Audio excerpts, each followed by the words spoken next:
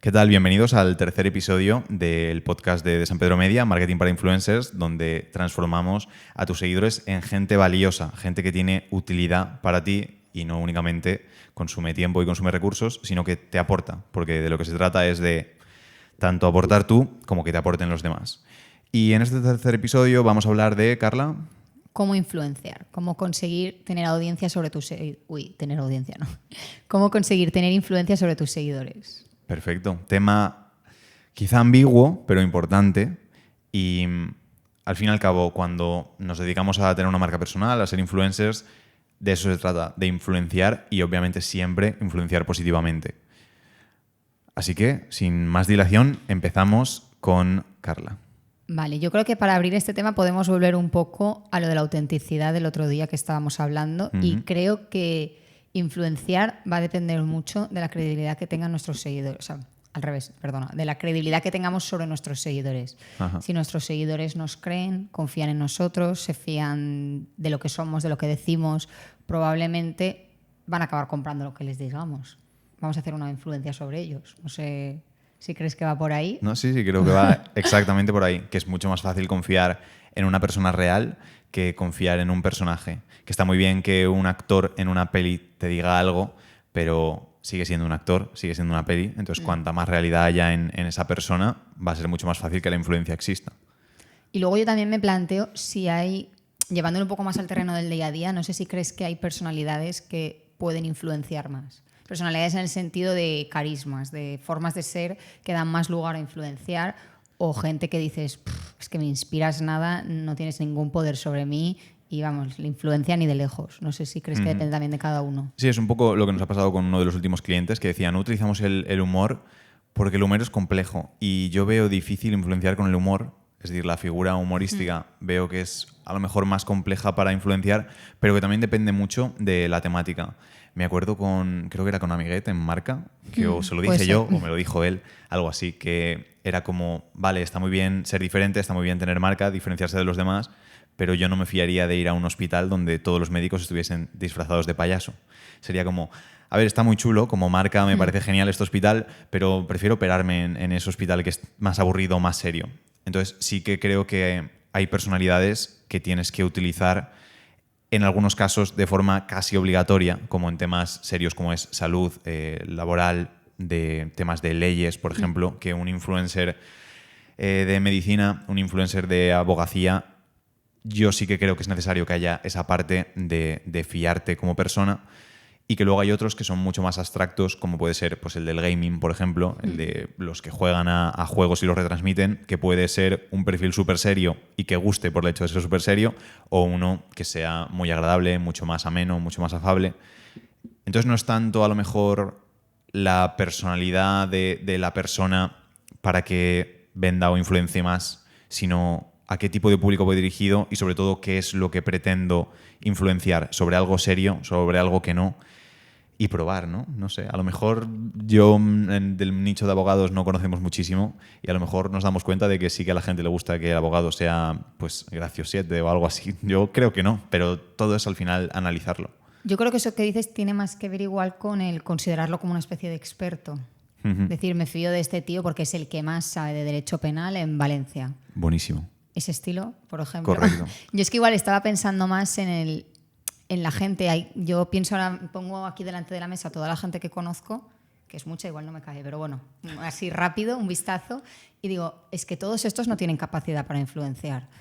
Su personalidad les limita, entre comillas. Pienso, es que yo, por mucho que diga, no voy a hacer lo que él opine, y creo que le pasará con más gente. Entonces, me refiero un poco a eso. Si crees que hay como ciertas formas de ser, de comunicarte, de relacionarte con las demás, que puedes decir, este tío ejerce influencia sobre mí y sobre el que rodea. No sé si... Sí, va muy unido a la autoridad. Madre mía, es que sobre esto te podría hablar durante una hora. Otro podcast. Bueno, otro episodio. Uno, podcast. Porque el anterior libro que tenía pendiente escribir antes de las nuevas leyes del marketing era un poco sobre cómo había cambiado el hecho de la figura del influencer a lo largo de la historia española, que en los años pues, 30, 40, 50, cuando hablaba con mis abuelos, decían que las figuras de influencia eran el cura, el médico y el profesor o el maestro del pueblo, porque era la gente que tenía, como dices, esa autoridad. Y como eran figuras autoritarias, pues ibas al maestro o al médico y le pedías consejo de relación de pareja, consejo sobre tus hijos, cuando ellos no tienen por qué ni siquiera tener ni idea sobre cómo Pero te criar un fías. hijo, pero tienen esa autoridad e influencia, tienen una influencia sobre ti, aunque el tema ni siquiera tenga que ver contigo. Y sí que creo que es muy importante lo que dices, el hecho de crear esa autoridad y que luego esa autoridad se traspasa al resto de ámbitos y la gente la busca, aunque realmente no tenga nada que ver contigo. Y ya consideran que por el hecho de que eres una autoridad en algún campo concreto, lo más probable es que también se te dé bien o tengas un pensamiento adecuado y positivo hacia cosas que no tengan que ver con lo tuyo exactamente. Y luego eso es peligroso. Bueno, yo creo que es peligroso porque no sé si has escuchado todo el lío que se formó hace como un año sobre unas toallitas para el acné. No. No. Tema de beauty es cosa de Carla. No, es que varios influencers empezaron a no recomendar, pero a decir que utilizaban una especie de toallitas para el acné, que era una maravilla, que si tienes un grano aquí eso te lo pasas y desaparece. ¿Qué pasa? Que esas toallitas creo que iban bajo prescripción médica. Ups. Y no sé si llevaban antibiótico o eran parte de un tratamiento y demás. Entonces, evidentemente, pues toda la industria farmacéutica, digamos que se exaltó un poco y dijo que era una barbaridad que gente que no tenía ni idea, ni formación, ni capacidad al final para recomendar ese tipo de cosas lo estuviera haciendo, y que es que se estaban pidiendo muchísimo ese tipo de toallitas en las farmacias, y como que a partir de ahí saltó un poco la alarma de uy, porque todo el mundo quiere esto, si es que además no se lo podemos dar porque lleva antibiótico, porque necesita receta y demás. Entonces creo que es un poco peligroso el que se le ejerza. Es como que se le otorga más poder o más conocimiento del que deberían. Sí, es peligroso, y aquí no voy a ser el abogado del diablo, pero es un poco que en el momento en el que unas influencers reciben más autoridad que los farmacéuticos... Sí, ganaron las influencers, se quedaron como malos la industria farmacéutica. Pues es el tema, que la industria farmacéutica se basa casi al 100% su negocio en la autoridad, en el hecho de que si tienes un malestar, la industria farmacéutica, los médicos te dicen tómate esto y te va a ir mejor. En el momento en el que te está recomendando a alguien ajeno a ellos lo que tienes que tomar o lo que tienes que usar, que es algo muy peligroso y que nos recomendamos desde aquí, No. estás perdiendo esa autoridad y sin autoridad pierdes la influencia, como comentábamos, y entonces ahí es donde el negocio se te hunde, porque después, cuando pierdes la reputación, pierdes la autoridad, da igual lo bueno que seas, da igual lo que recomiendes, da igual que tu recomendación sea positiva, que si la persona no confía o no siente que eres autoridad, va a preferir el camino erróneo de una figura autoritaria, con autoridad, a una figura que sí que esté pues, en la razón, pero que no tenga esa autoridad. Obviamente no es mantenible en el tiempo, porque en el momento en el que te equivoques con el otro, perderá la autoridad también, pero hay que esforzarse no solo por conseguirla, sino por mantenerla. Y mucho es siguiendo formándote, estando al día, conociendo, pues si te dedicas a ser influencer de belleza, conocer el caso de las toallitas contra el acné, que es algo que yo no conocía. He perdido autoridad entre los influencers de belleza, pero es el hecho de estar completamente al día, relacionándote, conociendo, para no solo mantener esa autoridad, sino seguir desarrollándola y seguir creciendo. Por eso, porque sin la autoridad, la influencia yo creo que tampoco puede existir. Ajá. No, estaba pensando mientras hablabas de lo de los influencers de beauty y demás, de los nichos. ¿Crees que la autoridad, y bueno, más que la autoridad, la influencia la vemos como muy ligada al volumen de seguidores? Porque es que yo empiezo a pensar que es al revés. Cuando veo a alguien, si tuviera una marca, por ejemplo, de cosméticos, y veo a alguien de 2 millones de seguidores, digo, uff, es que se me queda tan grande, eso va a llegar a tanta gente. ¿Crees que estamos empezando a cambiar un poco el chip en ese sentido? ¿O seguimos pensando, no, yo como marca quiero que llegue a cuanto más mejor? Estamos empezando a cambiarlo. Volviendo al ejemplo de el médico, el cura, el maestro. Antes era porque no conocías a nadie. Vivías en un pueblo, no salías de tu pueblo, en tu pueblo había 500 habitantes y había 3 personas que habían tenido la suerte de o estudiar una carrera universitaria o de haberse formado en teología o la formación que recibiese en la figura religiosa del pueblo, y eran muy únicos. De los 500 personas que había, eran esas 3 que eran muy top. Después la gente empezó a estudiar más y pues tenías un hijo que había ido a la universidad, y para mi abuela era un logro el hecho de decir, ¡buah! Es que mi hijo ha ido a la universidad. Ahora mismo, vaya uno a la universidad, es como, bien, hay un montón de gente que va, un montón de gente que no, da un poco lo mismo. Y fue cuando nos centramos más en la especialidad. Yo recuerdo hace unos años que fue el boom de los másters y era como, es que la carrera no te sirve de nada, lo importante es el máster, es la especialidad. No sé si ahora ha cambiado eso, todavía siguen muy centrados en que el máster es lo importante, Pero llega un punto en que ocurre lo mismo, que dices, es que todo el mundo tiene másters, ya la especialidad del máster deja de existir porque todo el mundo lo tiene. Y pasamos a la siguiente especialidad, que es máster, formación, experiencia, juventud, que quieren todo. Y aquí es donde entró el tema de las redes sociales, el tema de las figuras públicas online, y es donde sí que se ha marcado un poquito la diferencia, que ya no es quiero a alguien formado, quiero a alguien con experiencia, quiero a alguien especializado, sino que además tenga una presencia o tenga una autoridad que todo lo anterior me lo confirme como en la vida real. Y ese fue el boom de las figuras grandes y que siempre te centrabas en lo más grande. Pero ahora hemos visto que el problema principal que tienen las redes sociales es la falta de confianza que tiene la gente. Lo comentaba ayer en la charla del ESIC, que las redes sociales, el problema es que es tan distante, que es lo que dices, es tan distante, es tanto volumen, es tanta gente, que tampoco... Yo si le escribo a un influencer de 5 millones de seguidores y me recomienda algo, solo porque me lo diga él y tenga 5 millones, me cuesta creerlo. Me hace falta un poco más.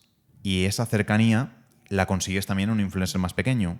Y si hay dos influencers de belleza, por ejemplo, uno tiene 5 millones de seguidores y otro 10.000, pero veo que ambos están especializados, que ambos saben sobre ese tema, que ambos tienen la autoridad, pero con la persona de 10.000 tengo esa relación más cercana, tengo esa confianza, me voy a fiar más de lo que me dice la persona de 10.000 que la de 5 millones.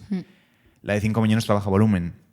Probablemente si los 10.000 seguidores de ese influencer pequeñito le aman a muerte, consigue esos 10.000 ventas, pero el de 5 millones, aunque no le amen a muerte, va a conseguir más. Aquí va a depender del retorno de la inversión. ¿Me interesa más pagarle a ese de 5 millones una cifra mucho más alta o no? Pero ya se está viendo el cambio de que las marcas prefieren apostar ahora por influencers más pequeños, más especializados, más cercanos, que tienen esa influencia, que tienen esa confianza sin perder la autoridad. Que no tenemos que pensar de, bueno, perfecto, como ahora se llaman los influencers pequeños, tengo 5.000 seguidores, ya está, me dedico a eso. Hay que seguir manteniendo esa autoridad y esa cercanía, y que sí que apuestan por ellos porque los resultados son mejores. Y porque los negocios en sí yo creo que se están cansando mucho del volumen, que ahora hay 50 empresas en el mundo, o 5.000, que se centran en el volumen, que están Amazon, que están Apple, que están etcétera, pero la mayoría de las empresas, trabajar a volumen es un suicidio. El hecho de que nosotros podíamos tener ahora 100 clientes y iríamos de primera hora de la mañana a última hora de la noche corriendo arriba abajo para intentar dar un servicio mínimo satisfactorio, y las empresas están empezando a dar cuenta, y las personas, que no merece la pena intentar abarcar muchísimo, sino más un trato muy cercano, muy bien, muy concreto, muy especializado a una persona, darle el mayor resultado posible, y obviamente vas a cobrar más de lo que va a cobrar una persona a volumen, entendiendo esa diferencia de cantidad, calidad y evaluando ese retorno sobre la inversión que vas a poder aportarle en el caso de un influencer a una marca. A ver, o sea, suscribo todo lo que dices, ¿vale? Perdón por el monólogo. Lo que pasa que sí que creo que, por ejemplo, tú te pones cara a cara a un influencer y le cuentas esto y te va a decir, vale, esto es muy bonito, está genial que de mis 20.000 seguidores, 18.000 me amen y se casarían conmigo mañana mismo, pero es que contra más seguidores tenga, más me van a pagar. O sea, eso es una realidad. ¿O crees que las marcas sí que están gastando tiempo en decir, vale, no, voy a hacer un esfuerzo en analizar realmente este seguidor de 20.000 versus el de 100.000, que tampoco hay tanta diferencia, y ver qué engagement tiene, si la gente le contesta, si hay conversación? Es como que directamente dicen, va, 20.000 o 100.000, pues cojo el de 10.000 y punto. Entonces, ¿cómo animas a esa persona a decirle, no te preocupes en los seguidores, preocúpate en que esa gente te hable, en que esa gente le interese tu vida, te pregunte, sepa cosas de ti, quiera saber, influya sobre ellos? Sí, el tema es que para mí vivir de promocionar proyectos ajenos es como la última escapatoria. O ahí sí que puedes ir a volumen, entonces sí que te interesa, pero lo positivo y lo bonito de un influencer de 10, 20, 30.000 seguidores es que puede crear una alianza con una marca y no estar buscando marcas que quieran promocionar una publicación, una story, sino, vale, pues voy a ser, pues lo que dicen de brand ambassador, de embajador de marca. Pero voy de verdad. ¿El qué? Pero de verdad. Pero de verdad, pero no en sea serio, solo el nombre en un post no y solo el hasta nombre. luego. El hecho de colaborar muy fuerte con una marca y de no ser solo la figura que promociona, sino la figura que colabora, la figura que asesora, la figura que dice, oye, pues de mis 10.000 seguidores me están diciendo que la última prenda de ropa que habéis hecho es estupenda, que la última crema funciona genial, que les encantaría que esta crema tuviese este aroma, este color, esta textura, y colaborar ahí en tener una relación mucho más fuerte con la marca también. porque la relación no ocurre solo del influencer con los seguidores, sino también del influencer con la marca. Y es el hecho de no apostar a ese volumen, sino pues a esa calidad. Obviamente las marcas sí que valoran todo eso y las grandes marcas promocionan con todo el mundo. Pero igual que hacemos nosotros, cuando colaboramos con alguien, evaluamos. Al principio es un poco a ciegas. Hay plataformas que analizan la calidad de los influencers, etcétera, pero es un poco a ciegas porque pues, el engagement se puede falsear, las estadísticas se pueden falsear, pero la realidad no la puedes falsear. Entonces, si haces una promoción con un influencer y ves que funciona, vas a seguir haciendo promociones con ese influencer. Y se trata al final de eso, de la autenticidad que hemos comentado, de ser realista, de tener esa autoridad y de dar el mejor servicio y el mejor trabajo posible. Porque así es como mantienes esa relación a largo plazo y va a interesar muchísimo más, tanto para la empresa, que no va a tener que estar buscando un influencer cada día, como para ti, que vas a tener un trabajo estable de influencer con una empresa y de poder crecer con esa empresa. Y conozco infinidad de influencers, sobre todo en Estados Unidos, que empezaron con una empresa pequeñita, les han ayudado a crecer. Luis, el último cliente, la influencer que tiene, les ha ayudado a crecer infinito y por eso la tienen pues como si fuese una diosa, una locura, porque les ha ayudado muchísimo. Y esa persona vale mucho, y no solo como figura de influencer, sino como figura de colaboradora, de socia. Y es un poco la idea, el hecho de aportar lo máximo posible para recibir lo máximo posible que comentábamos antes. Sí, no, al final es como que van creciendo los dos juntos, evolucionan tanto la marca como el influencer. Exacto. Bueno, un último titular sobre cómo influenciar, ¿qué dirías? Como llevo hablando todo el rato, dejamos que Carla haga el titular. Me pasas la pelota. Por supuesto. Vale. Pues yo creo que para definir, bueno, más que para definir, para influenciar las 3 características o puntos claves que tiene que tener un influencer después de un poco lo que hemos estado hablando, divagando, es evidentemente que tenga cierto alcance, no solo no una cifra exacta de seguidores, sino cierto alcance en el sentido de pues, que llegue a un determinado número de personas y que le hagan caso. Luego, lo segundo, creo que es muy importante la credibilidad o Correcto. la autenticidad, que hablamos el otro día, que al final la gente se crea la historia que le estás contando, que te lo compre, ¿no? Que decía Risto. Que, por supuesto, si no habéis escuchado el anterior podcast sobre autenticidad... No, os estáis perdiendo todo, entonces. Importantísimo. No lo paréis porque ya queda un minuto de podcast. Que era el tercer punto, pero... Pero volved al podcast anterior porque es importante. Y nada, el tercer punto creo que es muy importante, si no la personalidad, porque igual no hemos llegado a un acuerdo con eso, sí la habilidad de comunicar. Entonces yo creo que alcance, credibilidad y habilidad de comunicar son esenciales para que un influencer influya, que al final es su trabajo. Muy bueno. Iba a decir yo algo también, pero lo ha dicho tan perfecto que me callo y lo dejamos así. Así que muchas gracias por haber estado en el tercer episodio ya del podcast Marketing para Influencers. Comentadnos qué pensáis sobre esto que hemos hablado, hasta qué punto creéis que está cambiando el mundo de los influencers, si habéis notado en vuestras propias cuentas que las marcas ya se preocupan por otro número extra, además de únicamente los seguidores, o si siguen valorándoos únicamente por esa cifra. Esperemos que no, esperemos que os estéis encontrando con marcas positivas que lo hacen. Y después el hecho de valorar también esa autoridad que tenemos dentro de nuestra temática. Entonces, contadnos un poquito la experiencia respecto a eso y nos vemos en el siguiente. Hasta luego.